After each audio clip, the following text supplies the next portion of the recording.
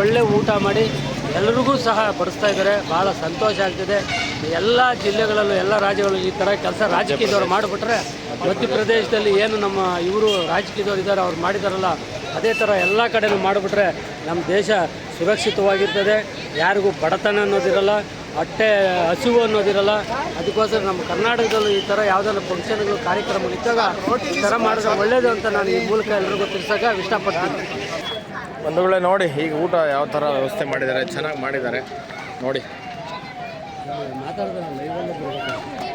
ನೋಡಿ ಊಟದ ವ್ಯವಸ್ಥೆ ಚೆನ್ನಾಗಿ ಮಾಡಿದ್ದಾರೆ. ಪಬ್ಲಿಕ್ಗೋಸ್ಕರ ಸುಸಜ್ಜಿತವಾಗಿ ಪೂರಿ, ಸಾಗು, ಅನ್ನ, ಸಾಂಬಾರು ಎಲ್ಲ ವ್ಯವಸ್ಥೆ ಮಾಡಿದ್ದಾರೆ.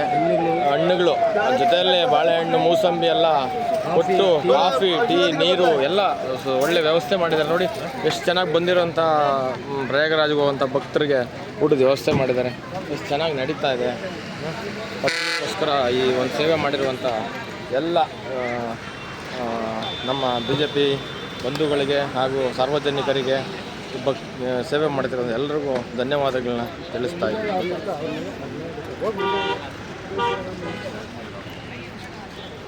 ಭಾಳ ಚೆನ್ನಾಗಿ ಸುಸಜ್ಜಿತವಾಗಿ ಊಟದ ವ್ಯವಸ್ಥೆ ಮಾಡಿದ್ದಾರೆ. ಎಲ್ರಿಗೂ ತುಂಬ ಧನ್ಯವಾದ ಹೇಳ್ತಾ ಇದ್ದೀವಿ. बहुत अच्छा फैसिलिटी किया आप आज से शुरू किया कल से पाठक जी ने किया है। हाँ, वो ले लिया वीडियो सब ले लिया। विधायक जी हाँ अच्छा है, बहुत अच्छा सेवा कर रहा है। भगवान अच्छा रख रहे हैं। थैंक यू, आप सबका आशीर्वाद है। हाँ भोलेनाथ के